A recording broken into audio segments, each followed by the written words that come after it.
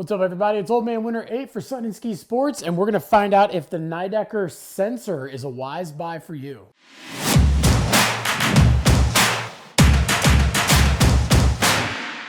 So the Sensor really has become a staple for Nidecker over the last few years. Not only is this shape one of their better selling boards, but it has become the basis for a whole Sensor series within Nidecker's lineup.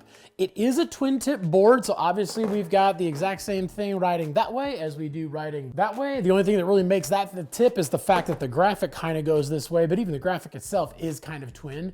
And then when we look at the bend on it, it is a camber to rocker. So we've got primarily camber through the middle of the board. It is camber dominant, but they do a little bit of rocker before you get to the kicks, so you can have a little bit more of a catch-free, buttery feel up in the nose. And then in addition to that, it has their side kick, which is a 3D molding of the board from side to side up in the tips. It goes from close to the very, very tip of the board all the way down through the contact point. Essentially, it's where the board has been lifted or kind of like bent up a little bit, just to give the board a little bit more freedom. Most importantly, as you're rolling this thing from edge to edge, it makes for a very, very smooth transition. And when the board drops to flat, it doesn't want to just grab a hold of the snow. It wants to really roll nice and easy as you're getting from heel to toe. And then this board overall does have a little bit more of a medium soft flex. So again, adding to that smoothness, giving the board a little bit more predictable feel overall. And then the fiberglass inside this is called a Biax Plus. So obviously a lot of companies use a biaxial fiberglass, and that's fiberglass going in two different directions. Now the Biax Plus has that exact same thing, but there's just more of it. There's more strands of fiberglass. So it's giving it a little bit more power, a little bit more pop,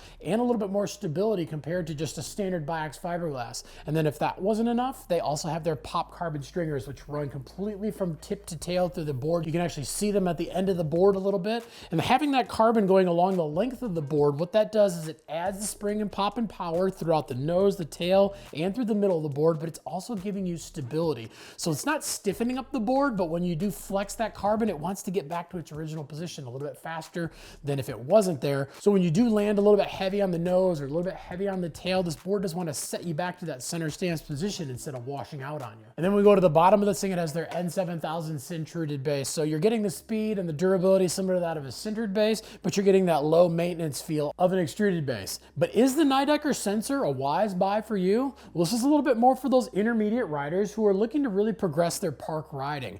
Or a lot of the advanced riders who are just riding rails all day long really like the soft, easy, playful feel of this board. And then if you're adventuring beyond the park, the really cool thing is the combination of the core, that Biax Plus fiberglass, and that carbon, along with those sidekicks, really make this thing a little bit more versatile if it is your only board to take outside of the park. It's not something you're gonna go dipping into the trees or going out and riding fast and carving super hard on, but it definitely can handle a little bit more than just park riding. It really is a board that has all the spring, pop, and power of a higher end park board, but it's not completely unmanageable for more of those intermediate style riders.